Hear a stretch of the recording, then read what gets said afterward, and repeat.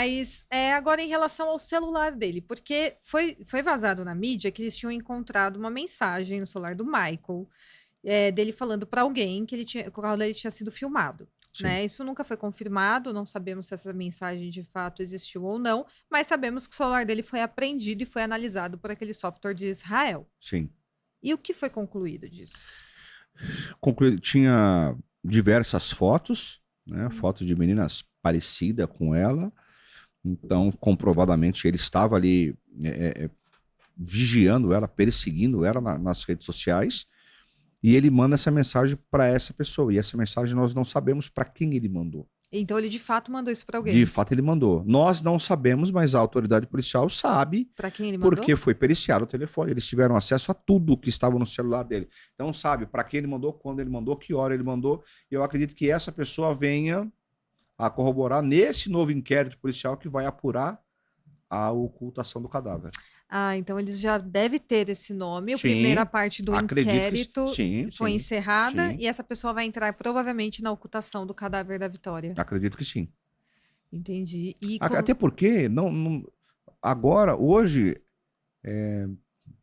não tem prova alguma da participação de uma segunda pessoa, não tem a participação de um terceiro na execução, não tem.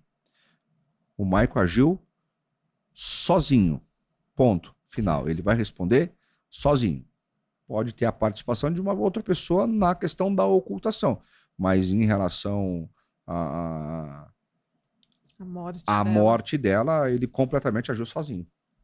E isso não tem como mudar? Por exemplo, se eles descobrirem amanhã que essa Sim. pessoa participou, aí tem como Não, abrir um novo tem. A inquérito? qualquer A momento. qualquer- A qualquer Então momento. ainda está em aberto essa Está em possibilidade. aberto, tá em aberto. Eu tô dizendo em relação ao inquérito policial. O que tem no Sim. inquérito policial hoje e o que eu tenho acompanhado paralelamente com isso, infelizmente eu não vejo. Não vejo uma outra pessoa sendo denunciada como autor, como partícipe, como coautor da morte da Vitória. Não vejo. Não vejo porque o inquérito policial não traz isso e a polícia também não tem provas disso, até porque, por isso que eu falo da estrutura, demorou muito no começo as investigações. Quando se fala de desaparecimento, cada dia é importantíssimo. E Porque é a depois, vida da pessoa que está em jogo, né? exatamente, e depois que o corpo foi encontrado, Giovana, eu acho que tinha que acelerar mais. Começar a ouvir pessoas, lógico que a polícia ela fica distrita aos laudos periciais, porque por mais que você peça para o IC, para o Instituto de Criminalística, para poder fazer um laudo com a maior celeridade possível, não dá para passar na frente de todo mundo.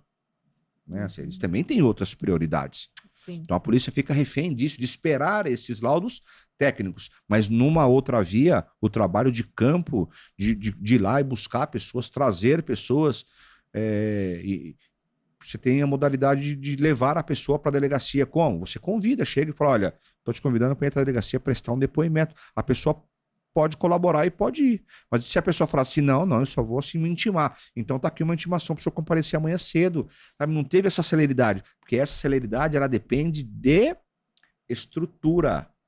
Depende de material humano, de mais pessoas a campo trabalhando. E a delegacia de Cajamar não tinha esse efetivo. Não tinha. Uma pena, né? E por que você acha que eles não deixaram? São eles que decidem se vai para a DHPP? São eles? Na realidade, eles decidiram, né, que queriam. Aí é uma questão interna da Polícia Civil. Não sei quem falou com quem, não sei. O DHPP poderia avocar para ele, poderia chamar para ele esse inquérito policial. Não chamou, também não sei por que não chamou. Eu falei com a doutora Ivalda, mas já era no finalzinho. Ela não tinha nem como mais trazer o inquérito para ela, até porque só faltava o relatório final. Né? Ela não poderia acrescentar muito, porque 2 meses depois, as provas que foram colhidas, bem, as que não foram, amém, porque o tempo vai se esvaindo com essas provas, o tempo vai deixando as provas mais frágeis. E hoje, por isso que eu falo que hoje, com o que tem para se trabalhar, a polícia não vai chegar na participação de uma outra pessoa na morte dela. Vai ter que colocar tudo na conta do Michael, tudo na conta dele. Porque é o que tem de prova até agora. É o que tem de prova, é o que foi apurado que supostamente ele teria feito tudo isso sozinho. E teria Certo. contado com a participação de uma outra pessoa somente para deixar o corpo naquela região de mata. E o laudo do local do crime, o doutor falou que saiu esse laudo? Saiu o laudo que mostra o local do crime, o perímetro, a distância, o local onde efetivamente o corpo estava, qual é a distância, mas também pro forma. É um laudo que tinha que fazer, mas não é um laudo que aponta que ali teria a participação de uma outra pessoa. Eu acho que para isso que serve a reprodução simulada dos fatos, a reconstituição do crime. Uma pessoa com o mesmo físico, biotipo do Michael, carregando um peso igual, semelhante ao da Vitória, Que é parecido com o meu.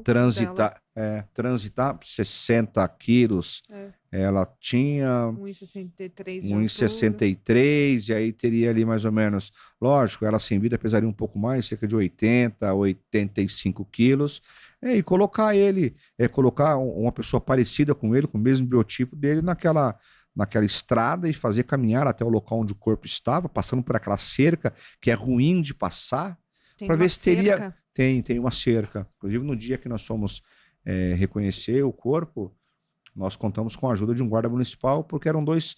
Na verdade, são dois cabos de aço. Né? Ele pisa em um para baixar e puxa o outro para fazer um vão, para que a gente pudesse passar.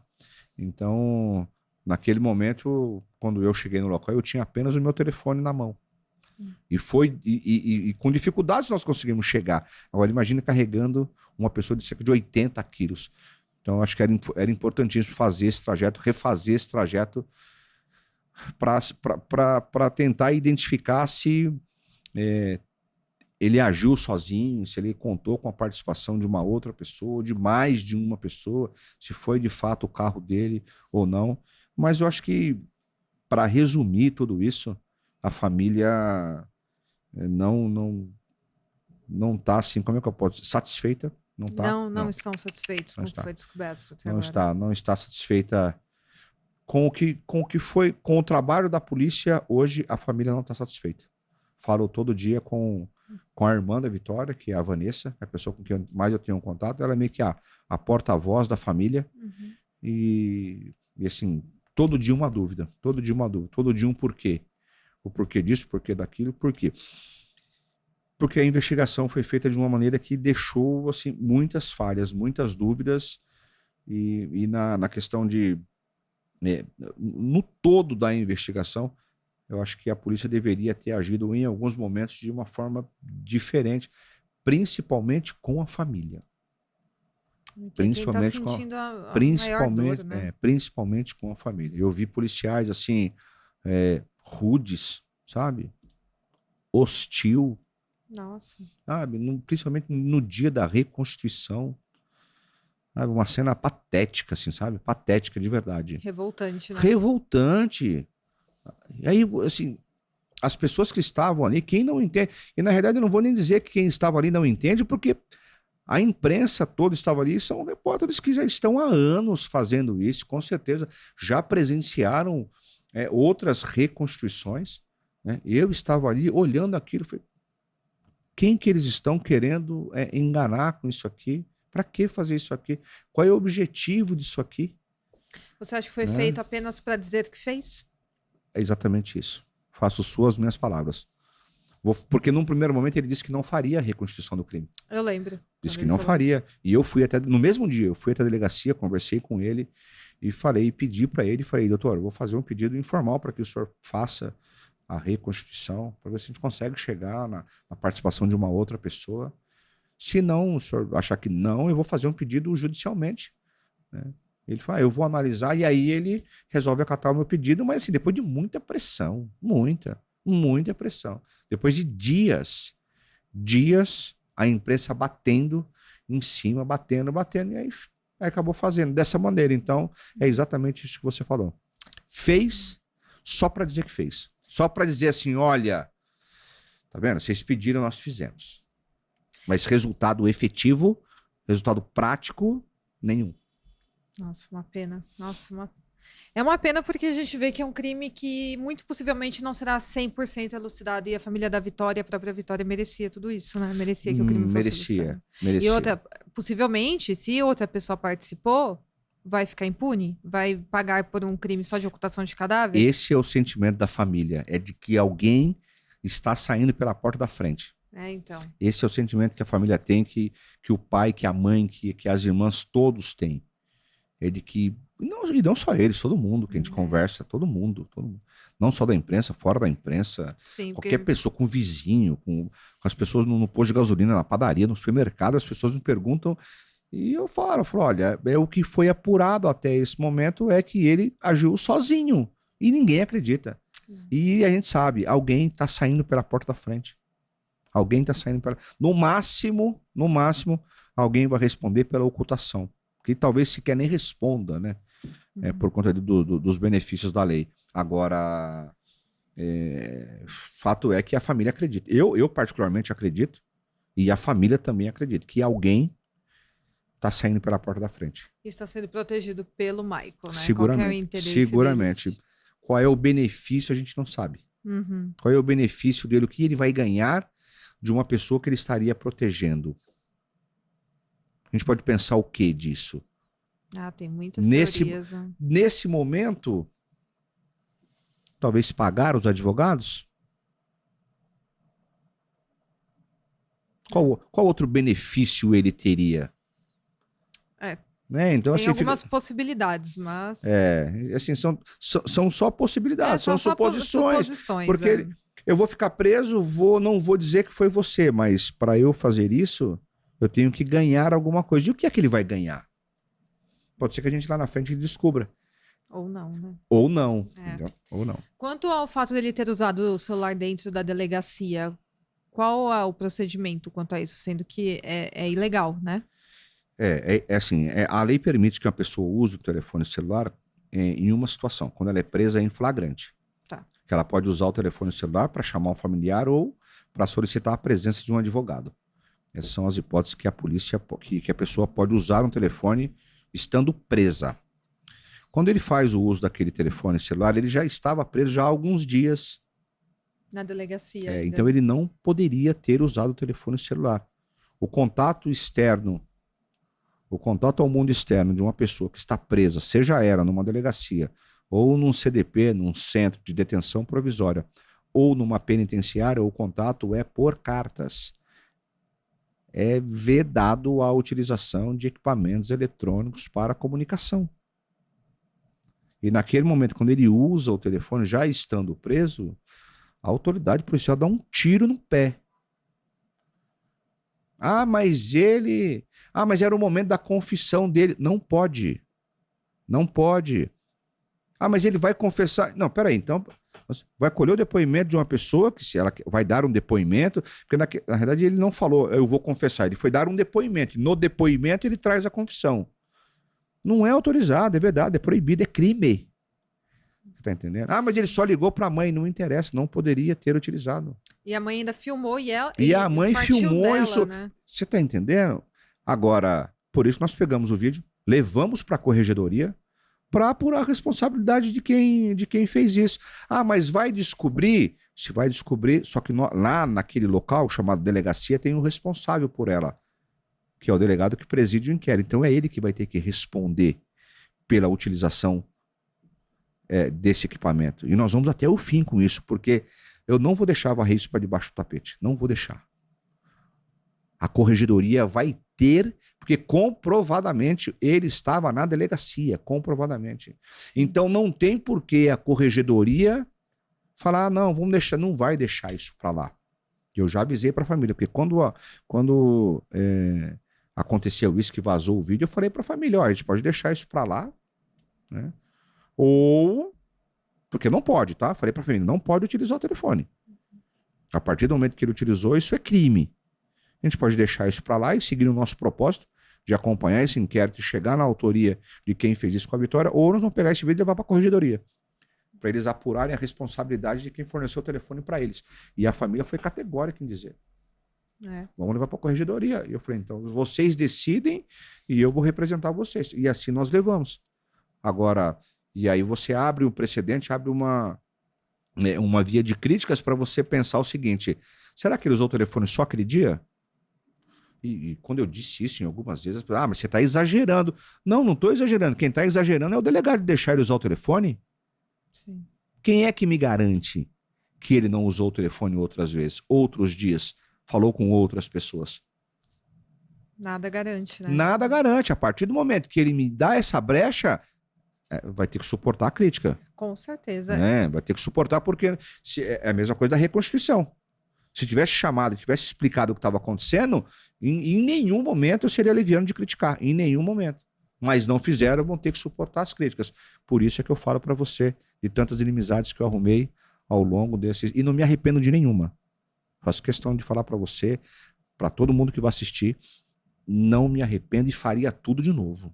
Tudo de novo. Em prol da família, Tudo de né? novo. Em prol da família e hoje, fazendo só um paralelo com isso, hoje a advocacia, infelizmente, Giovana, a advocacia está ladeira abaixo. Por quê?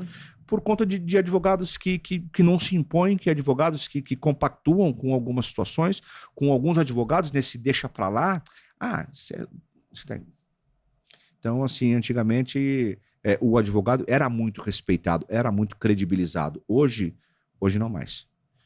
E a culpa é dos advogados. De não exigirem isso. De não exigir, de não ir à luta.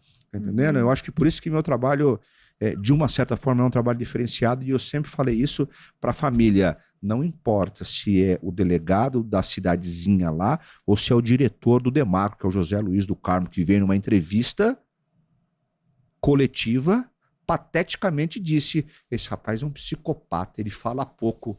Absurdo isso. Absurdo. Que capacidade técnica o delegado tem para falar um troço desse?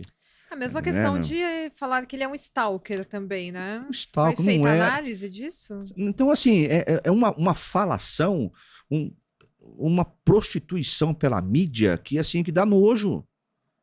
Eu olhei aquelas entrevistas coletivas, a mais sensata de todas foi a do promotor. Nessa última que veio, que aí ele trouxe uma questão técnica, explicou o que aconteceu, os crimes que o Maico iria responder.